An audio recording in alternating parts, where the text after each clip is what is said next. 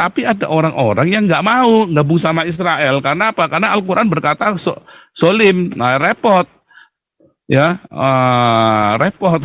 Karena Israel dianggap musuhnya Allah, ya karena isu agama, bodoh. Sementara seluruh bangsa-bangsa Arab dari yang pertama Mesir ya, yang pertama kali mau berdamai dengan Israel itu Mesir berapa puluh tahun yang lalu. Kemudian Yordania, akhirnya seluruh negara-negara. Iran belum mau. Jadi sekarang asal Anda tahu saja, Hamas itu didukung oleh Iran, ya. Hamas itu didukung oleh Syiah. Kalau Anda pro Palestina, Anda sedang pro Syiah sebetulnya. Nah, itu ya orang-orang Indonesia, kalian orang-orang Islam, ya. Hamas itu didukung oleh Syiah Iran.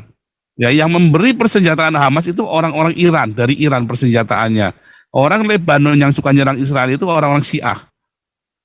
Ya. Berkata, jangan rusakkan minyak dan gandum. Sehingga tetap ada orang-orang yang berdiakonia kayak Damaris ini, yang difitnah sama Alengso, sama orang-orang itu kan, sama pengkhianat-pengkhianat itu yang difitnah katanya buat saya duitnya ya. Nah, mereka ingin Damaris hancur.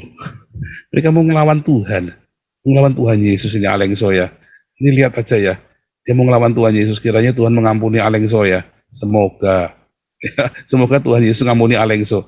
Jangan sampai kena yang berat-berat lah. Paling nggak supaya dia bertobat ya. Ya, Cina-Cina pengkhianat ini kan. Cina-Cina pengkhianat ada. Ya yang merapat-rapat ke Islam, bongkar-bongkar temennya sendiri. Padahal nggak ada buktinya, cuma ngomong-ngomong saja. Yang diomongkan Alengso ada buktinya nggak? Nggak pernah ada satupun. Kalau ada buktinya saya jilat pantatnya Alengso saat tai-tainya makrem-makreminya. Kalau ada buktinya. Oh, cuma ngomong mah gampang.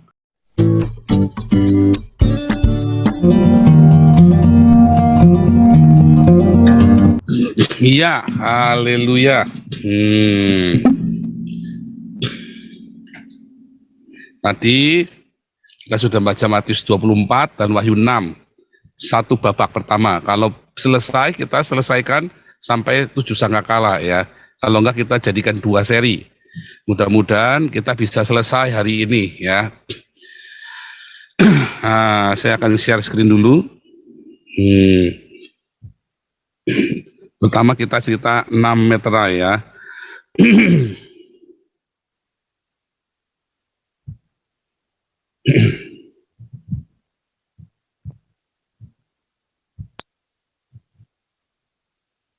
Ya, 6 meterai.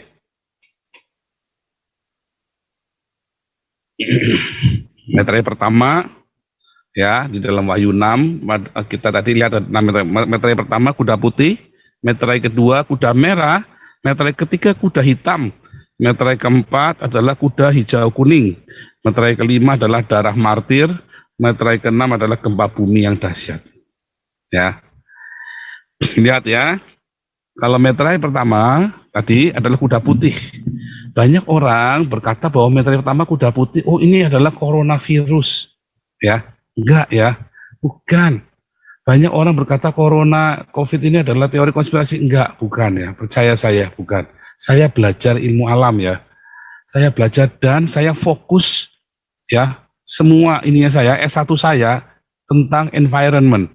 Saya ada di budidaya teknologi pertanian dan saya fokus ya, karya tulis saya, makalah-makalah saya, riset saya semuanya tentang environment ya. Nah, jadi bumi ini ada yang namanya batas homeostatis ya, namanya batas homeostatis.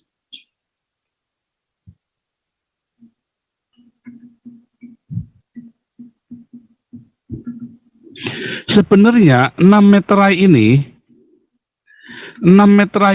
tanda-tanda alamnya, maksudnya tanda-tanda alam. Tanda-tanda alam di dalam 6 meterai ini adalah bentuk dari reaksi homeostatik.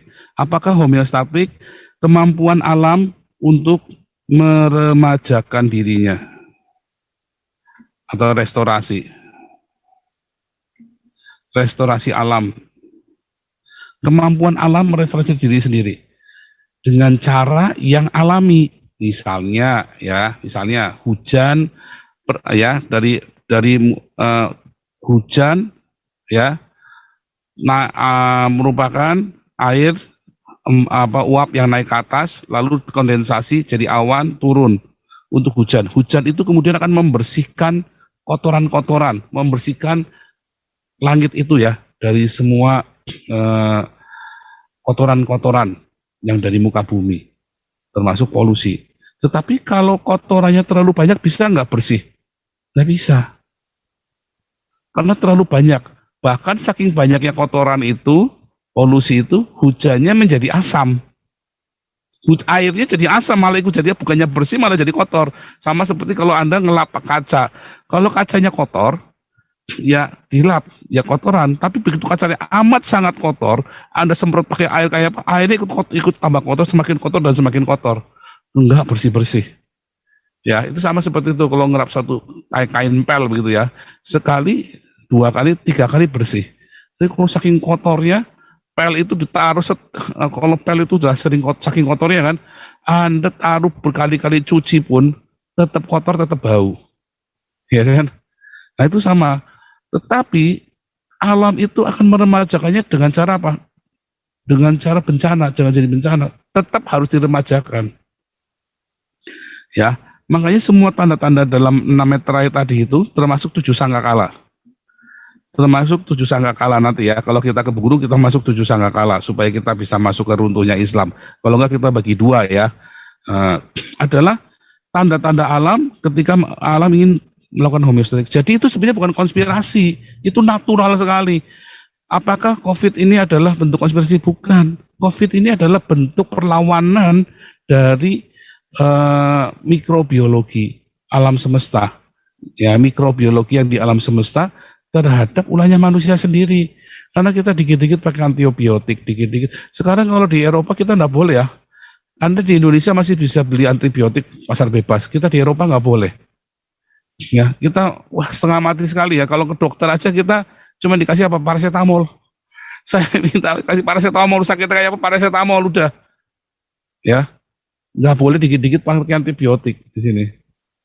Kemarin saya ada sakit radang tenggorokan itu ya, berapa seminggu itu ya. Saya pas lagi radang tenggorokan, terus saya janji dokter, oke nanti minggu depan, waduh. Nah terus radang tenggorokan sudah mulai sembuh. Terus saya minta antibiotik nggak boleh, nanti sembuh sendiri. Dia dibilang begitu ya nggak boleh. Nah COVID ini adalah bentuk perlawanan dari alam mikrobiologi terhadap ulahnya manusia sendiri. Karena manusia dikit-dikit kan pakai antibiotik, dikit-dikit pakai obat, dikit-dikit pakai apa, lama-lama berevolusi. Tapi itu kan sengaja dikembangkan? Enggak. Ya, sebagian virus itu memang sengaja dikembangkan untuk dicari antibiotiknya. Tetapi kemudian virus-virus yang di luar bagaimana? Lebih jahat. Kalau di dalam laboratorium semua Anda bisa kendalikan. Kalau virus yang di luar Anda nggak bisa kendalikan. Ya, binatang kalau di dalam kandang Anda bisa kendalikan. Nah kalau binatang di alam bebas Anda tidak bisa kendalikan. Ya, harimau sirkus di kandang Anda bisa kendalikan, harimau yang di luar di hutan nggak bisa. Itu maksudnya seperti itu ya. Jadi corona adalah, COVID itu adalah virus yang ada di luar, bukan virus yang dari dalam. Ya, virus liar yang di luar ini tidak bisa dikendalikan, sehingga tidak bisa nggak bisa diobatin.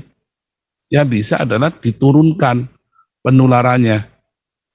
Jadi kalau COVID itu hanya bisa dicegah dan diturunkan, nggak bisa diobati. Kalau sudah kena COVID ya, saya waktu kena COVID, saya kena COVID ya, sekeluarga kami kena COVID ya. Makanya diobatin bukan COVID-nya. Kalau di Indonesia kan sampai ada ya diobati COVID-nya kan, cari obatnya segala macam. Kami waktu kena COVID, kamu apa panas? Ya udah dikasih paracetamol. Terus lehernya sakit, kasih efgetrosis, ya semacam gitulah. Nanti namanya trake apa gitu ya, saya lupa namanya. Terus misalnya mancur-mancur, ya udah kasih obat diare. Itu simptom yang dikasih ya. Ini yang simptomnya. Jadi nggak ngejar, wah si virusnya disembuhkan. Oh enggak saudara, makanya di sini penanganan COVID nggak ada gagal karena bukan COVID yang ditangani adalah simptomnya supaya kita bisa bertahan ya. Nah itu seperti itu. Saya bukan ahlinya ya. Nanti sudah dijelaskan bolak-balik oleh dokter Medsos ya betapa bahayanya ketika kita menyembuhkan COVID. Yang disembuhkan COVID bukan simptomnya. Di Eropa pun yang disembuhkan adalah simptomnya. Nah, jadi ketika ada beberapa penafsiran bahwa kuda putih ini adalah membawa busur, ya, bau. Bau itu bahasa aslinya itu racun, dia bilang gitu kan. Racun itu apa? Nah itulah vaksin. Lihat kuda putih. Jadi itu suster-suster yang pakai, suster-suster sama dokter-dokter itu pakai putih semua tuh. Bukan, ya. Ketika kita pakai meter, kita membaca meter 1, ya, 1 Tesalonika 5 ayat 3, semua damai, aman. Lihat ya, kita buka ya. 1 Tesalonika 5 ayat 3.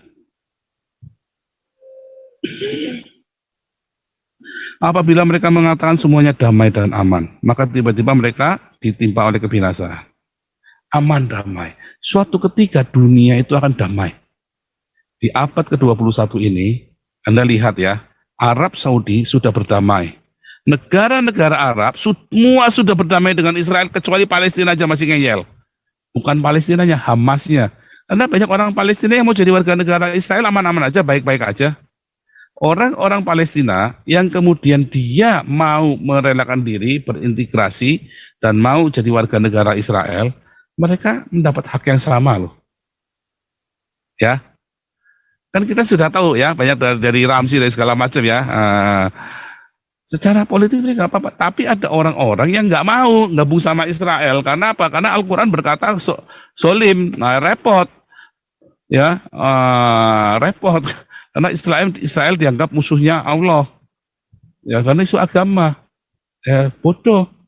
Sementara seluruh bangsa-bangsa Arab, dari yang pertama Mesir ya, yang pertama kali mau berdamai dengan Israel itu Mesir, berapa puluh tahun yang lalu. Kemudian Yordania. Akhirnya seluruh negara-negara. Iran belum mau.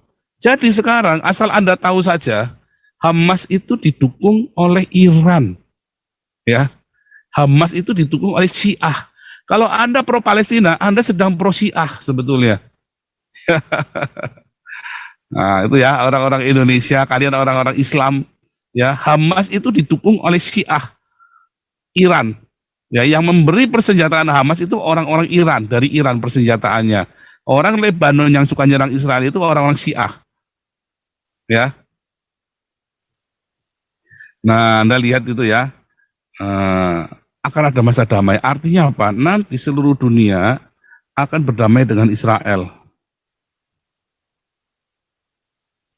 Ya, seluruh dunia itu akan berdamai dengan Israel. Di saat Yerusalem itu damai, maka seluruh dunia itu akan damai. Ya, dan Israel bisa membangun, dan seluruh dunia bergantung sama Israel. Apanya? Dari segala macam aspek kehidupan, pengobatan, pendidikan, ilmu pengetahuan, apa saja semua, pertanian bergantung sama Israel, termasuk finance, karena Israel bangsa yang kecil menguasai 50% perekonomian dunia. Ya, Israel ini menguasai 50% perputaran uang di dunia hanya oleh orang-orang seperti George Soros, seperti siapa itu Mark Zuckerberg gitu ya. Orang-orang Yahudi ini yang menguasai. Ya, nah, dan dunia itu kan aman. Kenapa? Karena ada microchip, saudara. Karena ada microchip. Lupa pendukung ini dong, Freemason. Enggak ada, Freemason itu enggak ada apa-apanya. Freemason itu organisasi kecil, saudara. Ya, organisasi gereja Katolik itu lebih gede jauh lebih besar daripada Freemason. Ya, organisasi mafia Italia itu lebih gede daripada Freemason. Mafia triad Cina itu lebih gede daripada Freemason. Freemason itu hanya organisasi dagang kayak VOC, ya. Cuman itu ada di Inggris. Pedagang-pedagang kayu, mereka itu tukang kayu. Waktu resesi mereka bikin organisasi, jadilah Freemasonry. Dan di Freemasonry ini kemudian punya kode etik sendiri. Mereka masuk ke polisi, masuk kemana, ke lawyer segala macam. Dan itu hanya berlaku di Eropa. Di Indonesia itu katanya apa, David Supangat, bapak saya bekas ketua Freemason. Wah, iya, direkturnya Lion Rotary itu Freemason ya. Lion Rotary itu Freemason. Ya, apakah Anda menemukan ada yang tidak baik dari Lion Rotary Club itu? Itu banyak berbuat amal loh. Ya, Gilbert saja kalah amalnya, apa jangan sama Gilbert. Tidak ada satupun gereja di Indonesia yang perbuatan amalnya ya lebih dari Lion Rotary Club. Ya, gede loh. Apakah itu terus Anda mau membenci orang-orang seperti Freemason? Oh, Pak Paul kok bela nih? Saya tidak bela nih. Saya mau ngajak Anda kalau punya iman itu yang waras, yang sehat, ya. Jangan Anda percaya sama pendeta-pendeta gereja karismatik yang wah ini Freemason ini, ya apa namanya teori konspirasi. Mereka lihat aja kagak pernah. Anda tahu terus gereja setan. Apakah gereja setan lebih berbahaya dari Islam? Tidak ya. Islam itu lebih berbahaya. Coba saya mau tanya Anda di Indonesia, pernah nggak gereja setan bunuh orang? Satu saja Anda tunjukkan. Tanya itu sama si Mongol stres, orang stres itu kan. Si Mongol itu orang stres itu. Pernah nggak gereja setan bunuh orang di Indonesia? Nggak pernah. Orang Islam sudah berapa juta yang dibunuh sama orang Islam? Gara-gara Allah Akbar. 3 juta orang PKI dan ada ribuan gereja ditutup oleh orang Islam. Ya, Anda pikirannya loh. Ada berapa banyak yang dibunuh sama gereja setan di Amerika? Loh, itu Pak yang penembakan itu gereja setan. Bohong. Itu orang stres, saudara. Karena di sana orang boleh bawa senjata, dipegangi senjata yang bunuh sama saja. Anda ada orang edan di pinggir jalan kasih pentungan. Semua orang akan dipentung, saudara. Bedanya ini meganya senjata api, semua orang ditembak. Yang benar adalah ya berlakukan, nggak boleh bawa senjata api. Ya, itu yang benar. Jadi kacau sekali. Ya cara Anda beriman itu nggak pakai logika. Sehingga Anda takut dengan Freemason, dengan gereja setan. Anda tanya di Amerika, lebih banyak korbannya Islam apa lebih banyak korbannya gereja setan? Lebih banyak korbannya Islam, saudara. Di seluruh dunia dari masa ke masa, lebih banyak korbannya gereja setan apa lebih banyak korbannya Islam? Lebih banyak korbannya Islam. Jadi kalau Anda lebih takut sama konspirasi gereja setan daripada sama Islam, saya nggak tahu Anda sedang berpikir apa. Anda cari datanya, tunjukkan ke saya, ya betapa jahatnya gereja setan daripada Islam. Nggak akan ketemu. Anda akan justru lihat betapa jahatnya Islam lebih jahat daripada gereja setan. Gereja setan itu hanya sekelompok orang-orang sakit jiwa, kayak klub geng motor yang suka ngerampok yang itu loh, geng motor yang suka pengedar obat, ya hanya sekitar gitu aja, atau satu darah yang model-model begitu. Mereka ada persatuan rasa, wah pemberontakan terhadap kekecewaan terhadap kemapanan, wah jadilah geng satu darah. Nyatanya geng satu darah juga banyak bikin amal ya kalau di Indonesia ya. Kalau di Eropa ditakutin ya. Tapi kalau di Indonesia geng satu darah itu malah bikin amal ya. Terjun bikin amal, bikin apa kan, sering ngirim dana bantuan untuk Maluku, untuk apa itu ya. Aneh kan. Bahkan geng satu darah saja. Apakah geng satu darah menyembah setan? Enggak loh. Mereka ada yang Kristen ke gereja. Walaupun enggak lahir baru ya. Jadi mitos itu Anda harus singkirkan dari kepala Anda. Kalau enggak Anda tidak akan dewasa. Ya, tidak akan dewasa ya. Jadi microchip itu enggak apa-apa, saudara.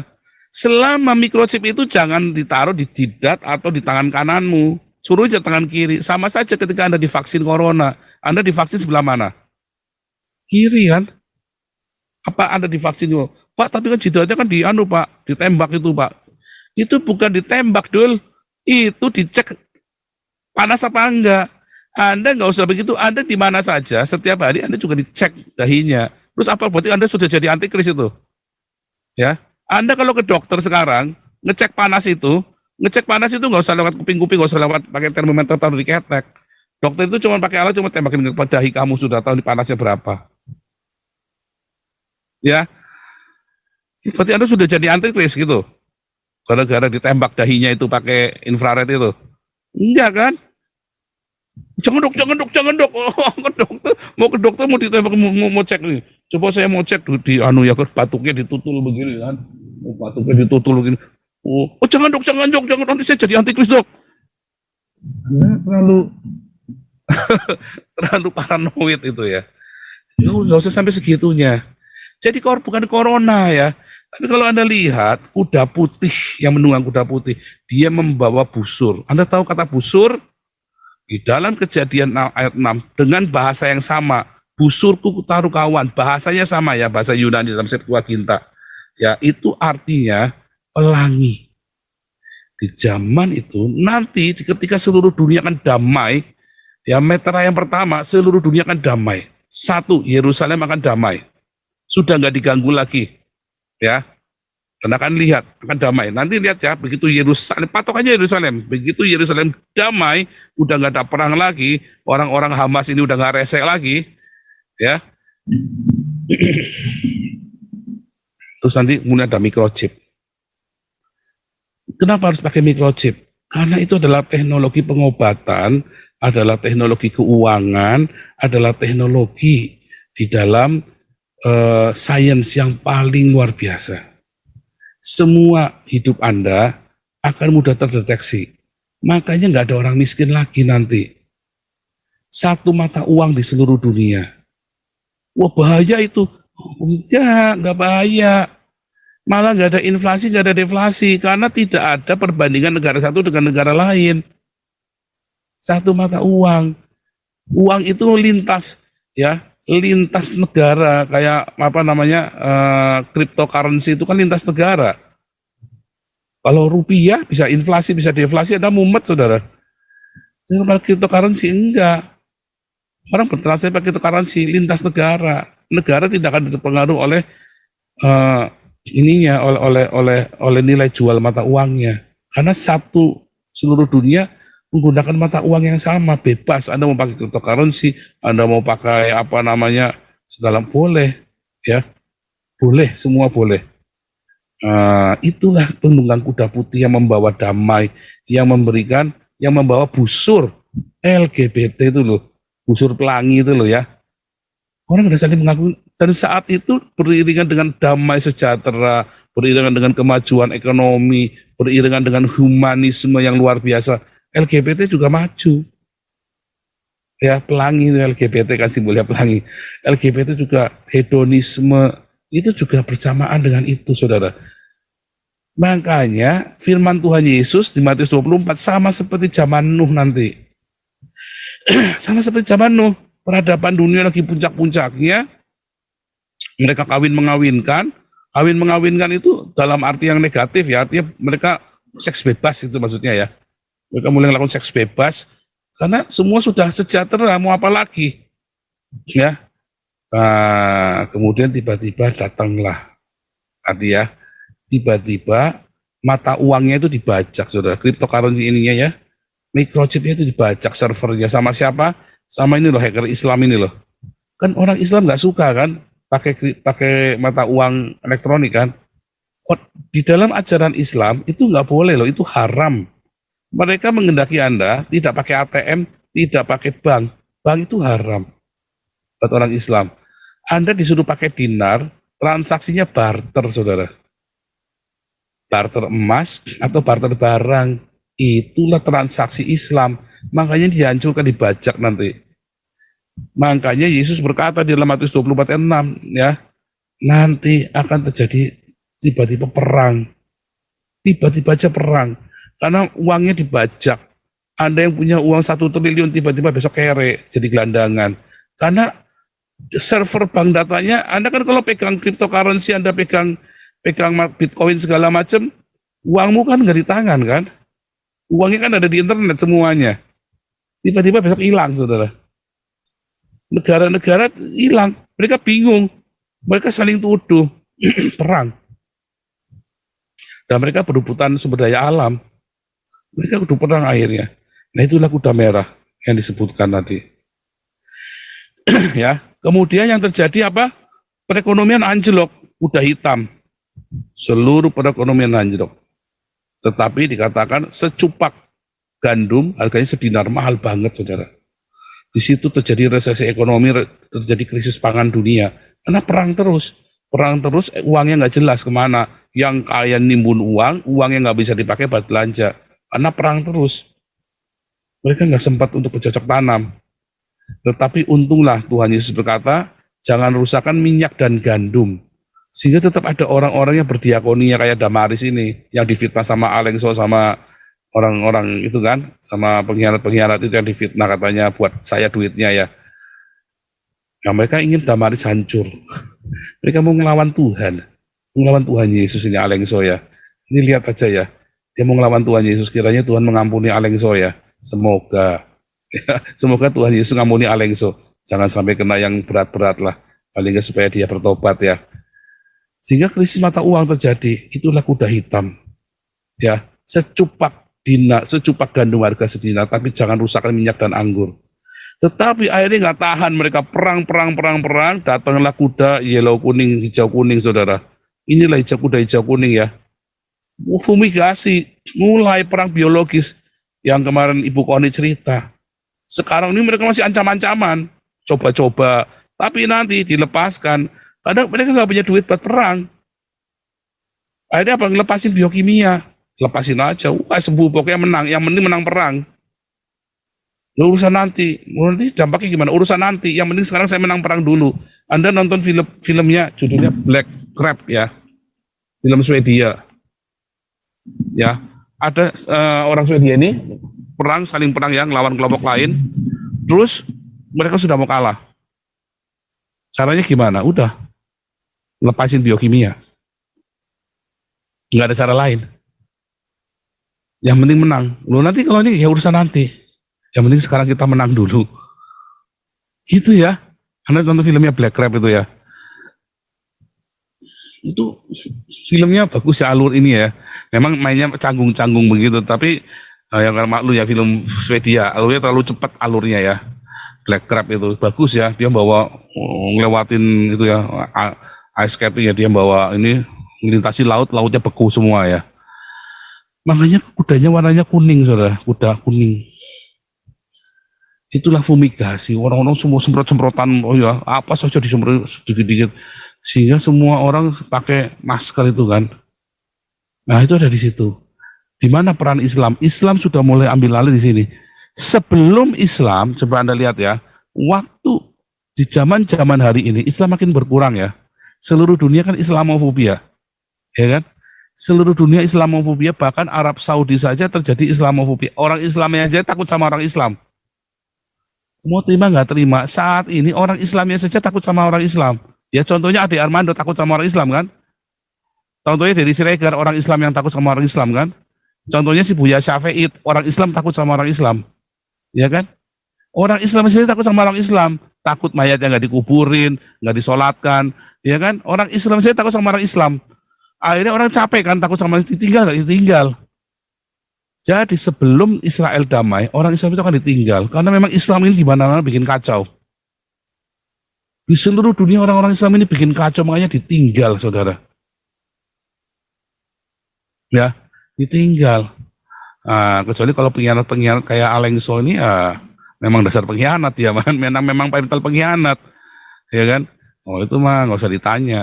Ya kayak Lius Sungkari semua itu memang mental pengkhianat ya kan? Ya mereka juga ditinggal. Mereka kan jilat-jilat pantatnya Islam, padahal keluarga mereka banyak diperkosa sama orang Islam kan. Keluarganya Alengso, makanya Alengso kan pergi ke Eropa kan, ngungsi minta suaka politik kan.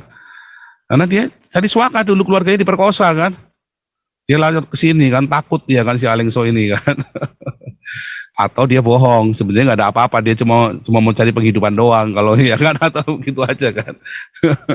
Cari penghidupan doang kalau saya minta suaka.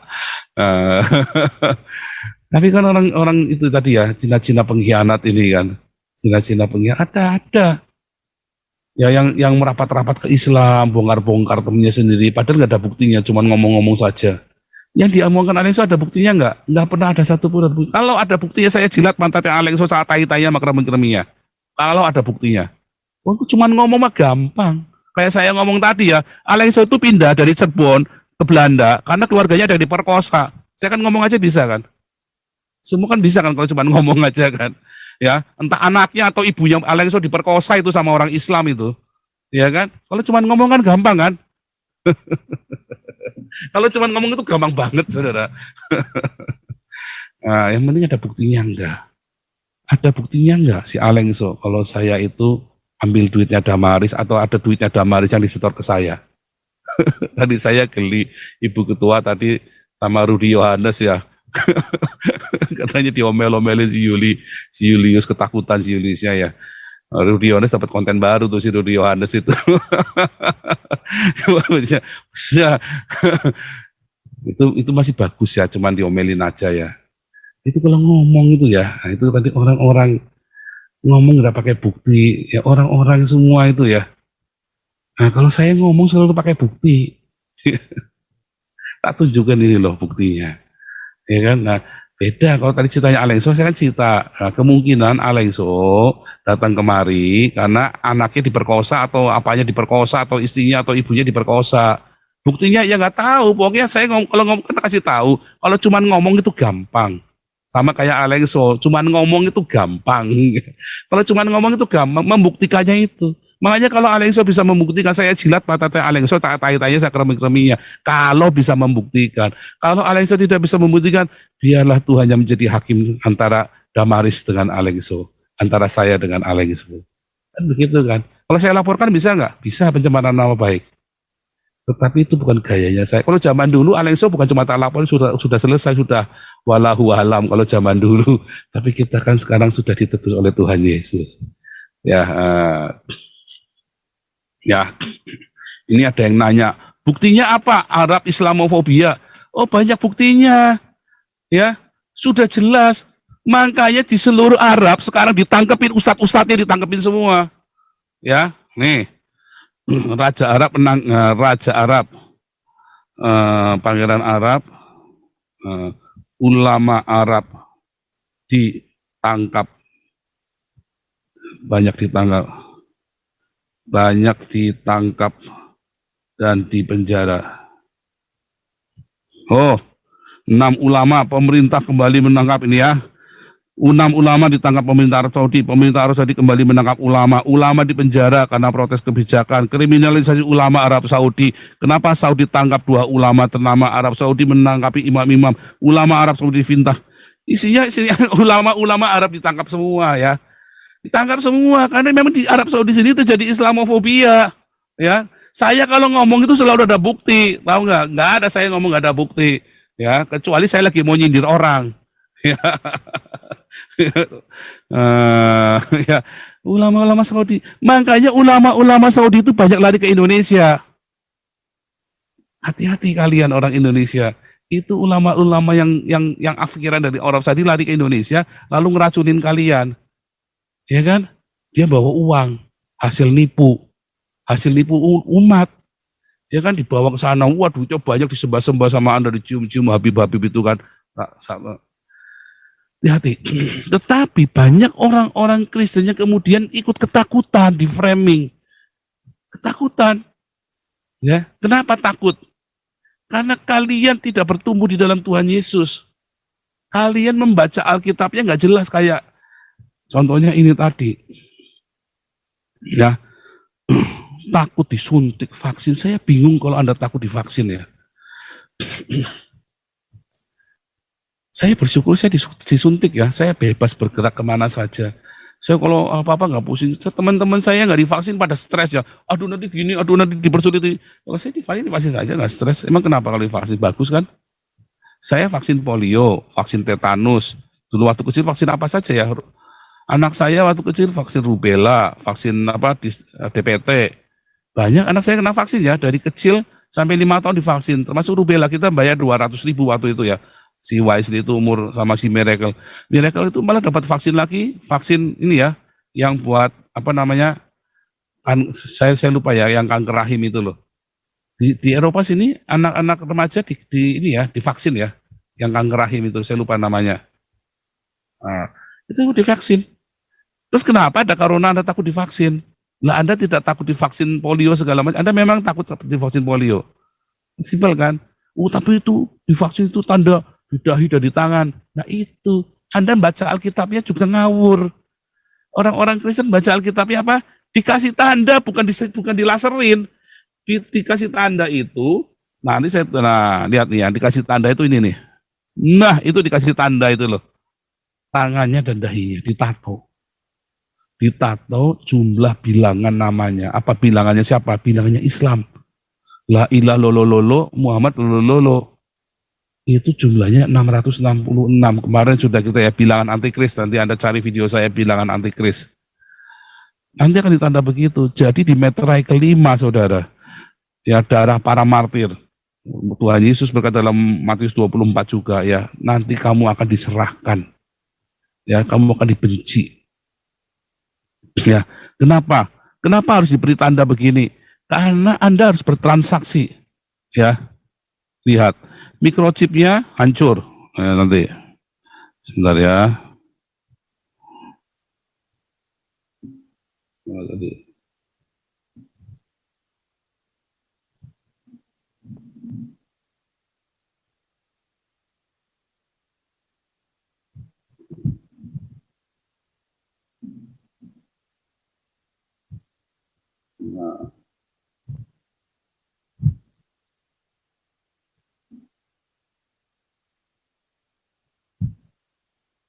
Lihat ya,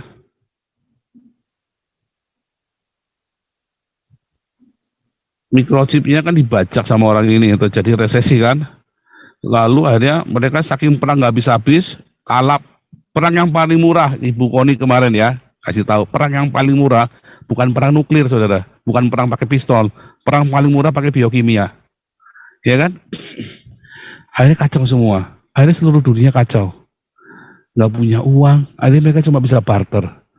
Lalu siapa yang mau ngatur barternya? Lalu hukumnya siapa yang pakai hukumnya siapa? Seluruh dunia kacau, lintas negara sudah tidak jelas. Satu negara saja, satu Jakarta saja, Anda kan ada bisa 3 pemerintahan, pemerintahan Islam, pemerintahan Pancasila, atau pemerintahan suku adat. Di Jakarta itu ada banyak suku, saudara. Ada suku Cina, orang Cina punya aturan sendiri, ya. Anda tahu grupnya ini ya, orang-orang Cina itu bisa didamaikan, saudara. Kalau lagi perang gitu ya, orang-orang Cina ini, mafia-mafia ini, bisa didamaikan, sudah didudukkan bisa. Mereka punya hukum adat. Orang Ambon juga sama. Orang Batak di Jakarta juga punya adat sendiri. Kalau ada apa-apa, sesama marga dipanggil, didamaikan. Dan mereka biasanya mau terima. Karena mereka menghormati dan mereka juga ingin diakui. Ya kan? Akhirnya ada 3 hukum yang berlaku, saudara. Di satu negara, bahkan di satu kota saja, kayak New York, kayak Jakarta, ya, itu berlaku 3 hukum. Hukum adat, hukum negara itu sendiri, sama hukum agama. Kacau. Tapi nggak punya uang. Yang punya uang siapa? Yang punya emas. Orang Islam. Karena orang Islam sudah tahu, sudah dilarang menyimpan uang. Mereka suruh pakai emas. Jadi barter. Oke, orang Islam bikin, oke, kalau gitu saya yang bikin hukum. Karena saya yang punya emasnya. Nah, bikinlah ini. Ya, dia bikin. Kalau kamu tidak dikasih tanda, maka kamu akan saya bunuh. Ya, mulailah antikristus berkuasa di muka bumi selama 3,5 tahun. Ini baru awalnya, saudara. Ini awalnya. Disinilah antikristus mulai berkuasa. Ya, mulai berkuasa. Islam kemudian ambil alih dari yang sudah ditinggalkan orang, tiba-tiba dia ngambil alih selama 3,5 tahun dengan luar biasa. Pakai pedang. Kamu nggak mau saya bunuh, kamu nggak makan. Ya, wah tenang Pak, kita orang Kristen sudah di rapture gundul mupean. Mana ada rapture di situ, mana ayatnya di mana rapture?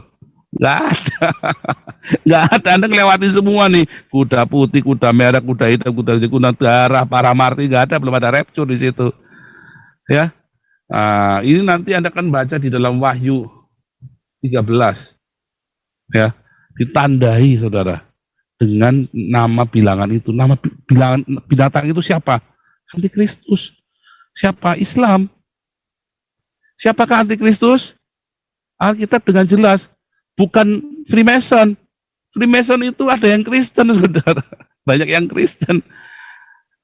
Freemason apa? Siapakah antikristus? Apa tandanya Freemason antikristus? Enggak ada. Apa tandanya Islam antikristus? Allah tidak beranak dan tidak diperanakan. Ya kan? Itu prinsipnya Islam, itu harga mati, saudara, dalam Islam. Ya, Allah tidak beranak dan tidak diperanakan. Sedangkan orang Kristen berkata, Allah adalah Bapa kita, Yesus adalah anak Allah. Orang Yahudi berkata, ya, Bapa. Ya kan? El adalah Abi. Lalu mereka percaya dengan konsep Bene Elohim. Mereka juga percaya Bene Elohim, orang Yahudi. Orang Kristen dengan orang Yahudi percaya Bapa dengan anak. Hanya saat ini, orang Yahudi, saat ini yang Anda tahu, sebagian besar Yudaisme tidak percaya kalau Yesus adalah anak Allah. Ya, tetapi nanti akan tiba saatnya, ya, dimulai dari meter yang pertama ketika Yerusalem ini aman, damai, ya, mulai tahun 1948, orang-orang Yahudi banyak dan makin banyak yang menerima Yesus sebagai Tuhan dan Juru Selamat, tetapi bukan Yesus yang lahir 25 Desember. Yeshua HaMashiach. Ya, bukan Yahweh. Yahweh itu orang Amerika, itu teologi ngawur itu. Yahweh itu teologi ngawur, saudara. Siapapun yang menyebut kata Yahweh itu teologinya ngawur, percaya saya. Siapapun yang bilang Yahweh itu teologinya ngawur. Ya. Karena yang betul itu Yehova. Ya. Nah, saat itulah dua saksi Allah di dalam Wahyu 12. Ya, dan Wahyu 11 dan 12. Ada dua saksi Allah. Siapakah dua saksi Allah? Ya. Wahyu 11. Ya, bentar, dua saksi Allah. Adalah pohon zaitun dan kaki dian. Pohon zaitun, kaki dian. Kaki dian ini adalah lambang saksi. Zaitun ini adalah lambang Israel rohani. Secara ritual, ya, ada Israel itu dilambangkan dengan pohon ara, pohon zaitun, dan pohon anggur. Pohon ara secara politik, ini secara kehidupan sehari-hari. Zaitun ini secara ritual keagamaan. Ya, Wahyu 11 berkata dua saksi Allah adalah pohon zaitun dan kaki dian. Zakaria 11 berkata, siapakah pohon zaitun? Dialah kaki dian. Dia dua saksi Allah. Ya, Roma 11. Ya. Roma 11 ayat 24. Ini Wahyu 11 ayat 4, Wahyu 11 ayat 14, Roma 11 ayat 24. Israel itu pohon zaitun yang asli, orang Kristen adalah pohon zaitun yang dicangkokkan. Jadi siapakah dua saksi Allah? Dua saksi adalah orang Yahudi dan orang Kristen. Wahyu 11, Wahyu 12, ya, ayat yang terakhir ya, berkata, itulah orang yang punya the commandment of God, yang punya perintah Allah, yaitu Torah dan kesaksian Yesus Kristus, orang Kristen. Iblis itu mengejar orang yang punya, nah kita buka ya.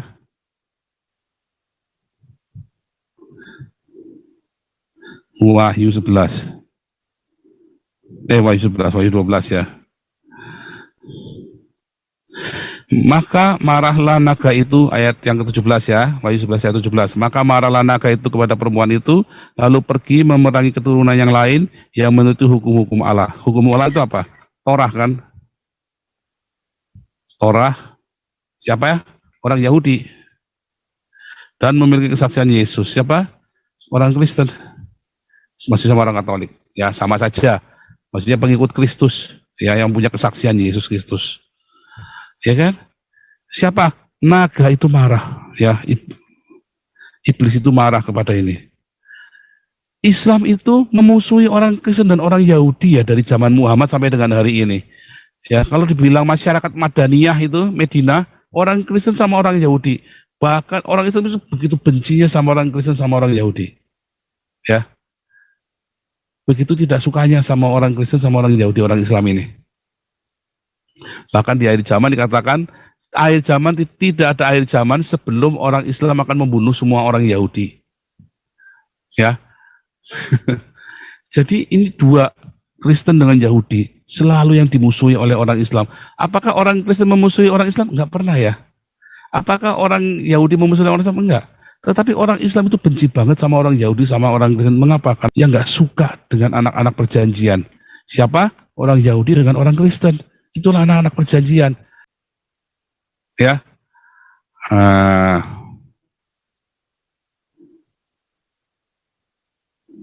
Lihat ya. Kemudian metra yang ke-6, gempa bumi yang dahsyat. Lihat ya, kenapa bisa gempa? Isinya percobaan nuklir tiap hari coba. Kim Jong Un bikin pencobaan nuklir, Rusia ngeledakin nuklir, Amerika bikin nuklir, Iran bikin nuklir, semua bikin nuklir, Cina bikin nuklir, malah bikin matahari. Itu yang namanya batas homeostatik tadi. Hancur nggak? Hancur. Bumi nggak tahan. Terus hujan, bintang-bintang berjatuhan. Apakah ini bintang jatuh? Apakah itu bintang jatuh? Bukan, itu bom fosfor ya. Anda tahu bom fosfor kayak bintang jatuh ya? Wah, kayak meteor jatuh itu. Ya, dari langit itu. Itu bom fosfor. Anda bayangin seluruh dunia isinya begini, saudara.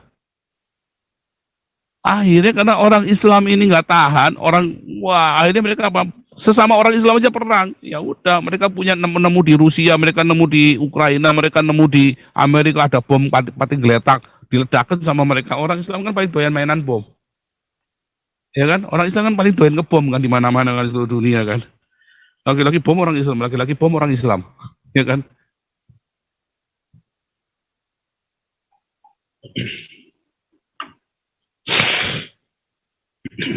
Lalu begitu ya.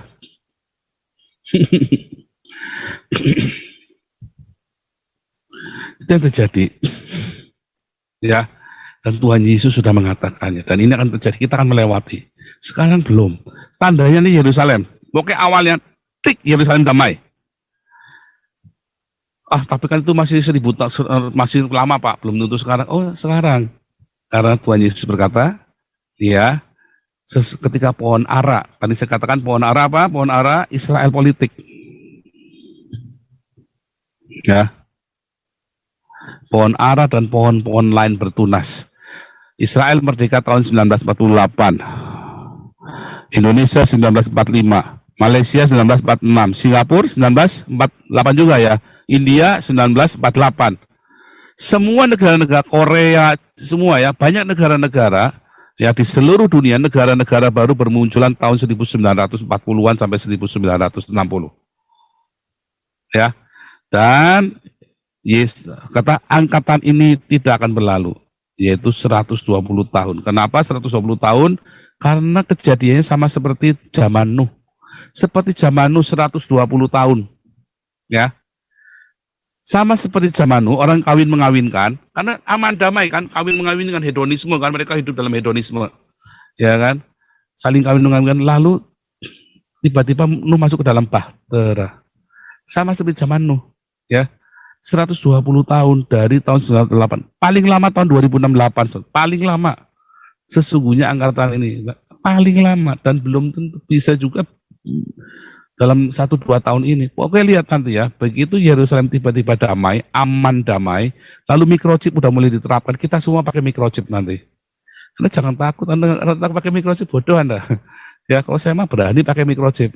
Lalu saya tidak disuruh menyangkal kok. Waktu Anda divaksin corona, ada yang disuruh menyangkal Yesus enggak? Enggak ada kan? Itu otak Anda itu loh, grupnya itu ya, pendeta-pendeta yang suka ngomongin vaksin corona itu antikris, saya nggak tahu apa yang Anda pikirkan. Anda kan tidak disuruh menyangkal Yesus. Tetapi ketika Anda nanti pakai ini, tanda ini ya, Anda disuruh menyangkal loh. Begitu Anda berkata, la ilaha illallah, Anda berarti menyangkal Yesus adalah Tuhan. Anda menyangkal Bapa dan Anak. Siapakah antikristus? Ya, 2 Yohanes 1 berkata, ialah yang menyangkal Bapa dan Anak. Allah tidak beranak dan tidak diberanakan. Itulah antikristus Islam. Ya kan?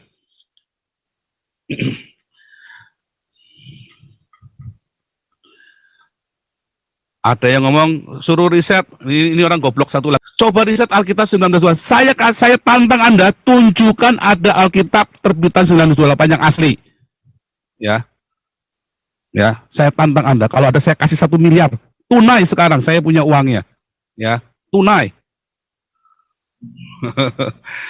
Kalau ada, ini orang Islam memang tololnya minta ampun ya. Sukanya hoax-hoax gitu. Geblek ya orang-orang Islam ini ya memang ya. Injil Barnabas dibilang asli. Sekarang malu mereka. Sekarang orang Islam aja malu ya untuk angkat-angkat Injil Barnabas. Orang Turkinya aja nggak berani kasihkan ke paus. Nggak berani. Kenapa? Karena palsu. Mereka orang-orang Bizantin kalah ya. Lalu orang-orang ini mau diislamkan. Lalu dikirimlah Injil Barnabas. ya. Dibikinlah Injil Barnabas buat nipu orang Kristen di Bizantin. Makanya Injil Barnabas yang di Bizantin itu sampai sekarang tidak pernah, paling tua yaitu tahun 1000 abad ke-15, tahun 1400 sekian. Zamannya orang Kristen di Bizantin dikalahkan. Memang tujuannya buat nipu orang Kristen. Ya, orang Islam itu dari dulu memang yaitu walahu khairul makirin. Allah Maha penipu daya. Memang Allahnya orang Islam itu suka nipu-nipu, kayak itu tadi. Ya, suka nipu, ya. Kayak HMJ tadi, suka nipu kan? Suka nipu kan? Dia suka memfitnah, menipu, pokoknya kan, memfitnah, menipu, bohong semua tuh data-datanya itu ya. Tapi sekali waktu perlu juga dikerjain ya kita ya HMJ ya. Saya kira perlu dikerjain juga HMJ ya. Kita bongkar ya dusta-dustanya HMJ, perlu tuh. Ya. Saya diam itu karena ini bukan siapa-siapa, nah, tapi kayaknya perlu juga nih orang Islam ya. HMJ ini perlu kita sikat juga di kadang-kadang. Ya, mungkin saya harap Galarua siap nanti ya. Apalagi nama Pak Putih di bawah-bawah, nama Jenderal Topi di bawah-bawah itu ya. Wah, itu bos-bosnya Galarua itu. Ya, saya himbau, kalau saya sih bilang sikat ya. Oh, bukan dendam, bukan. Karena dia bukan sahabat kita, bukan saudara kita. HMC itu bukan saudara, bukan sahabat. Ya, kalau Alengso, Amin Wijaya harus kita ampuni. Walaupun dia sudah mengkhianati kita nggak usah kasih salam, tapi nggak usah kita berharap dia bertobat. Kalau HMC itu bukan saudara kita, bukan sahabat kita, bukan apa-apanya kita, sikat saja. Ya, sikat saja itu. Ya, supaya kita bongkar kedustanya mereka. Ya, sudah saat dibongkar ya. Tadi sudah dimarahin sama emak-emak tadi HMC ya. Rudy Yohanes punya konten baru itu, senang tuh dia tuh Rudy Yohanes. HMJ kabur diomelin emak-emak.